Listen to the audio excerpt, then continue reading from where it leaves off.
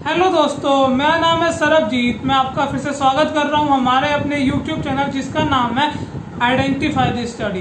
तो दोस्तों, आज हम बात करेंगे प्रथम विश्व युद्ध के जो परिणाम थे उनके ऊपर। तो दोस्तों चलिए आइए हम शुरू करते हैं और इस वीडियो को आप अच्छे ढंग से वो समझे, इसके लिए हमने एक वो पहले वीडियो हमें क्रिएट कर चुके हैं और उसमें हमने आपको ये समझाया था कि प्रथम विश्व युद्ध के जो कारण है वो क्या क्या थे। तो दोस्तों एक बार उस वीडियो को भी आप जरूर वो देखिएगा और फिर इसको, क्योंकि इससे आपको एक वो हो जाएगा, इससे आपको एक कन्फर्मेशन हो जाएगी कि जो कारण थे और जो वो परिणाम थे ये क्या क्या थे। और हाँ दोस्तों, दोनों के जो क्वेश्चन से अलग अलग आते हैं। और जो वो वाली जो वीडियो थी उसमें हमने ये कहा था कि प्रथम विश्व युद्ध के कारण, तो उसके ऊपर एक क्वेश्चन आएगा, उसकी अलग से जो वीडियो है जो मैं आपको अभी इन लिंक ऑफ दी डिस्क्रिप्शन के अंदर ये मैं आपको डाल दूंगा इसी वीडियो के। और दूसरा है प्रथम विश्व युद्ध के जो परिणाम थे और जो मैं आपको अभी समझाऊंगा। तो दोस्तों आइए हम पढ़ते हैं अपने इंट्रोडक्शन की ओर, क्योंकि जब भी आप अपना चैप्टर का आंसर जब भी आप लिखने जाते हैं एग्जाम के अंदर, तो आप देखते होंगे कि आप इंट्रोडक्शन से स्टार्ट करते हैं और लास्ट में आप कंक्लूजन पे आकर आप इसे छोड़ते हैं। और इसके वो और क्या है कि इसके वो बीच में आप अपना जो सारा आंसर है आप कंप्लीट करते हैं। तो ठीक है, इंट्रोडक्शन में आप क्या डाल सकते हैं कि जितनी भी वो महत्वपूर्ण जो घटनाएं हुई थी प्रथम विश्व युद्ध के अंदर, आप वो सब अगर आप इसके इंट्रोडक्शन में डालेंगे तो आपका ये एकदम ठीक है। और जितनी भी वो महत्वपूर्ण जो घटनाएं हुई थी वो सब की सब ये मेरी वो पिछली वीडियो के अंदर है, तो आप उधर से आपको देख लीजिएगा। हम आते हैं अपना जो वो मेन जो क्या है जो आपके वो पॉइंट्स आते हैं, क्योंकि जो भी प्रथम विश्व युद्ध के जो परिणाम थे, क्योंकि एक प्रथम विश्व युद्ध ने क्या करा था, अपनी छाप छोड़ी थी। वो छाप ऐसी थी, सबसे वो पहला जो आता है इसमें कि जो मनुष्य के जीवन था ना उसका विनाश। दोस्तों ऐसा हुआ था कि जो हाँ जी जो सैनिक गतिविधियां थी ना वो काफी ज्यादा जो थी वो अग्रसर हो चुकी थी, यानी कि वो इंक्रीज हो चुकी थी। अब इससे ये हुआ कि आदमियों की जो वो भर्ती थी ना वो ज्यादा से ज्यादा होना शुरू हो गई। इससे एक वो इससे क्या है वो फायदा ये हुआ कि जो वो कि जो वो जो पावर थी ना वो तो अच्छी हुई, अब लेकिन जो आदमी थी ना उनकी जनसंख्या एकदम से कम हो गई और स्त्रियों की जनसंख्या इससे ज्यादा हो गई। तो ये हुआ कि जब मनुष्य जीवन का ह्रास हुआ तो आदमियों को ज्यादा से ज्यादा सैनिक गतिविधियों के अंदर वो डालना शुरू कर दिया गया, क्योंकि आप सब जानते हैं कि ये जो वो युद्ध था ये वो पूरी दुनिया के अंदर हुआ था और इसके अंदर इस पूरी दुनिया के देश भी शामिल थे। अगला जो हमारा आता है हम उसे कहेंगे कि सोशल एंड वो कल्चरल चेंजेस, कि सामाजिक एंड सांस्कृतिक जो प्रभाव हुए हमारे यहाँ पर। अब ये क्या क्या हुए, ये हमारे हुए थे कि अगर सामाजिक तौर पे अगर हम ये देखें तो स्त्रियों की जो स्थिति थी ना वो अच्छी हो गई, यानी कि जो वुमेन एम्पावर वो होता है ना वो ज्यादा हो गया। क्यों? क्योंकि जब आदमियों की जनसंख्या कम हो गई तो सिर्फ स्त्रियां ही थी जो काम अब आगे वो कर सकती थी अपने या वो देश के वो प्रति। तो इसीलिए स्त्रियों की जो भूमिका है वो काफी ज्यादा हो गई। और इसी से क्या हुआ कि जो औरतें थी उनको कार्यालय, स्कूलों, वो कॉलेजेस, कारखाने हो गए, अलग अलग जगहों पर, यहाँ तक कि जो वो पार्लियामेंट थी ना उधर भी उनको एज अपने आप को रिप्रेजेंटेटिव के रूप में खड़ा होने का चांस भी दिया गया। और यही एक कारण था कि स्त्रियों की जो स्थिति थी काफी ज्यादा अच्छी हो गई थी। इस प्रथम विश्व युद्ध ने अपनी एक ऐसी छाप छोड़ी थी। इसमें हम ये भी देखते हैं कि स्त्री जो थी वो चुनाव के ऊपर वो खड़े होने के लिए और वोट देने का अधिकार भी उनको इसी टाइम के आसपास जो है वो हाँ जी वो प्राप्त होता है। अब हमारा अगला आता है। अगले में हम ये जानते हैं कि आर्थिक जो प्रभाव थे वो क्या क्या हुए। अब देखिए दोस्तों, जितने भी हमारे यहाँ पर आर्थिक जो प्रभाव हुए ना, वो ये हुआ कि इकोनॉमी जो थी वो काफ़ी ज़्यादा जो है वो डिप्रेस हो गई। अब डिप्रेस कैसे हो गई कि सारा जो इनकम थी, जितना भी वो सारा जो जोड़ा हुआ था वो सारा कहाँ चला गया, वो सारा जो है वो सारा सैनिक गतिविधियों के अंदर वो चला गया। अब इससे ये हुआ कि जितना भी जो पैसा था वो सारा जब यहाँ चला गया तो कहीं और लगाने के लिए तो रहा ही नहीं। तो इसीलिए हर देश की आर्थिक कमजोरी रह गई है, क्योंकि जब देश में रह रहे लोगों को खाना खिलाने के लिए ही जब वो पैसे हैं नहीं सरकार के वो पास में, तो ऐसे फिर वो कैसे अपना जो काम है चलाएंगे। तो एक तो आपकी ये चीज़ आती है कि आर्थिक तौर पर काफ़ी ज़्यादा हमें नुकसान हुआ। अब लेकिन इससे एक वो बेनिफिट भी हो गया। एक इसमें ऐसा हुआ कि जितने भी अब दोबारा से इकोनॉमिक रिफॉर्म्स हुए।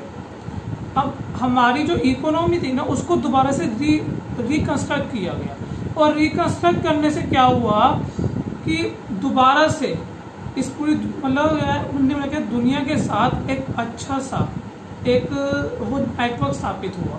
एक ये चीज़ आती है हमारे सामने। अब अगर हम इसके अगले वो पॉइंट की ओर जाए तो हमारा अगला जो आता है वो राजनीतिक तौर पर। अब राजनीतिक तौर पर क्या हुआ, जितना भी वो राजतंत्र था सब खत्म हो गया। अब जैसे कि एग्जाम्पल है ओटोमन साम्राज्य या आपका वो नेपोलियन हो गया जी, वो लुइस सोल्वी हो गया। ये जितने भी जो राजा थे ना, इन सबका खात्मा हो गया। और ये राजनीति के तौर पे हुआ, क्योंकि राजनीति में रिफॉर्म हुए, क्योंकि हर एक देश इस युद्ध के अंदर शामिल था और हर जगह वो क्रांति भी थी। तो दोस्तों इसीलिए क्या हुआ कि जो राजतंत्र था खत्म हो गया और एक वो नया जो प्रजातंत्र था ना उसकी उत्पत्ति यानी कि उसका ओरिजिन होता है। और उसके ओरिजिन से ये होता है कि हर व्यक्ति को वोट देने का अधिकार प्राप्त होता है। अपनी इच्छा अनुसार वो अपने कैंडिडेट को वो चूज कर सकता है और उसके मुताबिक वो काम भी करेंगे। तो एक ये चीज आई एक राजनीति के अंदर कि सारी जो ताकत है वो राजा से छीनकर वो कहाँ गई, वो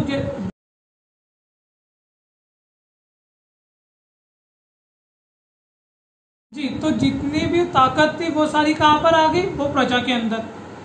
क्योंकि अब प्रजा ही था जो राजा जो अपने रिप्रेजेंटेटिव की नियुक्ति करता था और फिर वो उन पर शासन करता था। एक तो हमारी ये चीज हमारे सामने आती है। एक था एक काम चलता था कि राजा का जो बेटा है वो ही राजा होगा।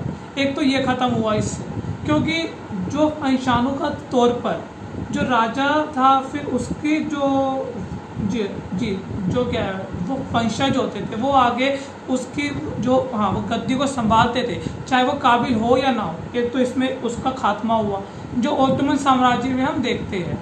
ठीक है, साथ में जो वो आईनी शक्तियाँ होती है उनका उदय होना शुरू हो गया।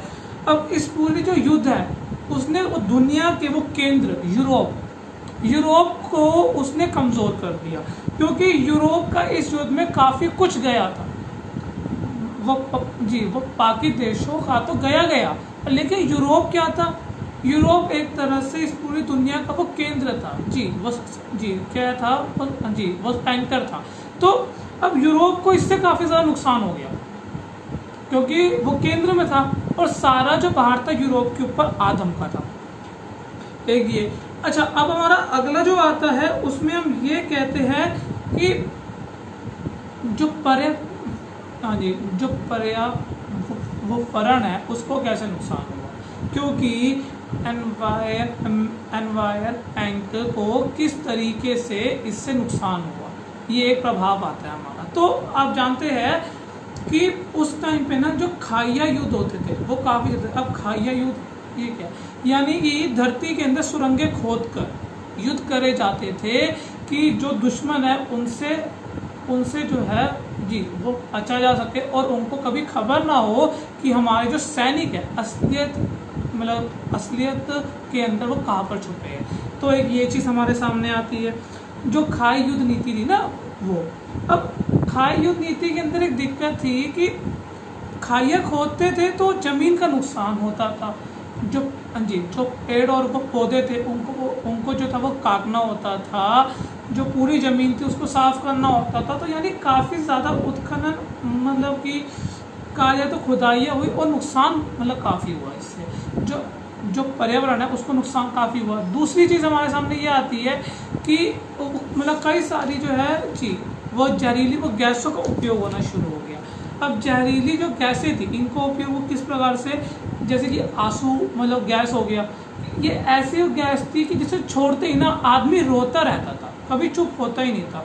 ठीक है, दूसरा आपका ऐसा मतलब कई सारी ऐसी मतलब वो गैसें थी जो वो नसों के अंदर वो जाकर उनमें से मतलब उनको क्या है वो नुकसान वो करना, उनको डिस्ट्रॉय कर देना। तो ऐसे कई सारी, तो इनसे भी जो हमारा एनवायरमेंट था इसको काफ़ी नुकसान आया। हमारे एनवायरमेंट को काफ़ी सारा नुकसान हुआ। हमारा जो पर्यावरण था उसको वो बहुत ही ज़्यादा क्या हुई जी वो क्षति हुई। तो साथ में एक अब क्या है कि शांति स्थापना हुई। अच्छा, शांति स्थापना किस तरीके से? शांति स्थापना अगर हम कहें तो हमारी जो वो पिछली वीडियो है ना उसमें हमने आपको समझाया था जिसका नाम है जी वो पेरिस शांति समझौता। ये पूरी की वो पूरी वीडियो ये छोटे से ये शांति समझौते के ऊपर है। तो प्लीज़ आप देखिएगा 1919 से वो लेकर जो 1920 के अंदर ठीक है जो समझौते हुए थे। एग्जाम्पल है वो वर्साई की जो संधि थी, वो ट्रियनान की संधि, सेंट जर्मेन की, और आगे वो एओलिया-सुरसेन की संधि, सेवरेस लुसाने की। तो मतलब काफ़ी सारी ये सब संधियाँ थी जो हुई थी। और आप उन संधियों के नाम जो है आप इस शांति समझौते में आप वो लिख दीजिएगा तो ठीक है, आपके लिए अच्छा है। और अब हमारा जो लास्ट पॉइंट आता है वो आता है कि एक वो नई अंतर्राष्ट्रीय संघ या फिर वो जी संस्था का उदय, एक वो नई अंतर्राष्ट्रीय क्या संस्था का उदय। यानी अगर कहा जाए तो इंटरनेशनल तौर पर क्या हुआ, उत्पत्ति हुई किस चीज़ की? लीग ऑफ नेशन की, यानी कि राष्ट्र संघ। अब लीग ऑफ नेशन की स्थापना तब हुई थी कि जैसे प्रथम विश्व युद्ध हुआ ऐसे ही कभी कोई और दूसरा विश्व युद्ध ना हो। लीग ऑफ नेशन की स्थापना इसलिए हुई थी। अब लेकिन क्या हुआ कि लीग ऑफ नेशन जो है वो इतना कामयाब रहा नहीं। लेकिन आपको लिखना इसके अंदर वो यही है कि राष्ट्र संघ की स्थापना हुई थी, उसके वो बारे में जो है वो बताया गया था और शक्ति की राजनीति का प्रदर्शन हुआ था कि जिसकी राजनीति के अंदर शक्ति है वो ही राज करेगा, वही देश जो है पूरी दुनिया के ऊपर राज करेगा। एक चीज़ है। अब इससे क्या हुआ कि जितनी भी जो नई राष्ट्रीय जो नई अंतर्राष्ट्रीय संस्था थी उसमें दुनिया के जितने भी देश थे उन सब ने अपना हिस्सेदारी की।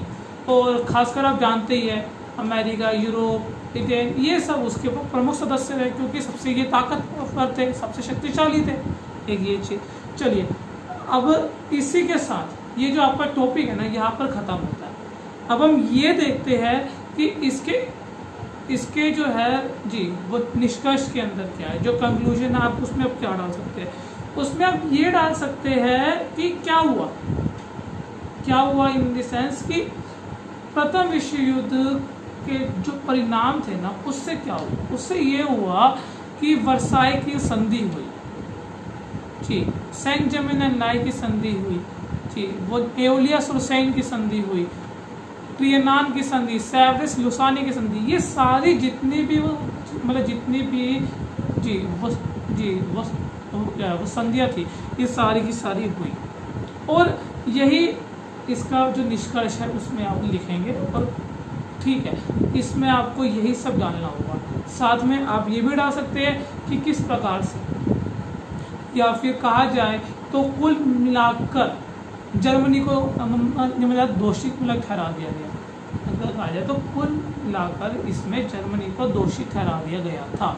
इसलिए मैं जो हमारी एक और वीडियो है वो पेरिस शांति समझौता, उसका भी मैं आपको जो लिंक है हिंदी डिस्क्रिप्शन में डाल दूंगा। प्लीज़ जो मैं आपको लिंक दूंगा हिंदी डिस्क्रिप्शन के अंदर, उन दोनों वीडियोस को ज़रूर देखिएगा। अगर आप नहीं देखेंगे तो ये वाला आपको चैप्टर इतनी आसानी से समझ में नहीं आएगा। वो दोनों वीडियोस और एक तीनों वीडियोस का एक अपना क्या है कि वो रिलेट है। हाँ, लेकिन क्वेश्चन अलग अलग। जो पेरिस शांति समझौता है वो अलग क्वेश्चन है, प्रथम विश्व युद्ध के कारण अलग क्वेश्चन है, और प्रथम विश्व युद्ध के जो परिणाम हुए ये अलग क्वेश्चन है। तो दोस्तों कंफ्यूज होने की कोई जरूरत।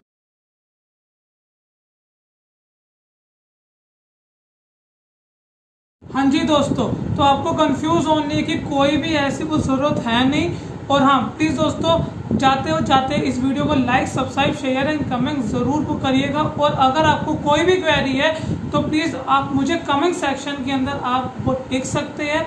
आपके हर क्वेश्चन का वो जवाब देने की वो कोशिश होगी। और साथ में आप अगर चाहते हैं कि कोई और टॉपिक जो आप चाहते हैं प्लीज़ मुझे कमेंट सेक्शन में वो बताइए। और अगर आप हमसे कांटेक्ट करना चाहते हैं तो दोस्तों डिस्क्रिप्शन के अंदर ही FB एंड इंस्टा का वो लिंक दिया हुआ है, तो प्लीज़ उधर जाइए और कांटेक्ट करने की हमसे वो कोशिश कीजिए। और दोस्तों हमारी जो ये वीडियोस है प्लीज़ इसे ज़्यादा से ज़्यादा शेयर वो कीजिए। क्या पता अगर आपके काम की ना हो तो किसी और की हो। हाँ, लेकिन प्लीज़ दोस्तों अपने वो दोस्तों तक और जो भी आपके फ्रेंड्स हैं जो आर्ट्स के हैं या कॉमर्स साइंस जो भी है, क्योंकि लॉकडाउन खुलते ही हम आपके वो लिए कॉमर्स एंड वो हाँ जी जो भी क्या वो साइंस के स्टूडेंट्स हैं उन सब के लिए भी उनके टॉपिक्स के ऊपर जो वीडियोस क्रिएट वो करेंगे और ऐसे ही वो लाते रहेंगे। तो दोस्तों please thank you and good bye.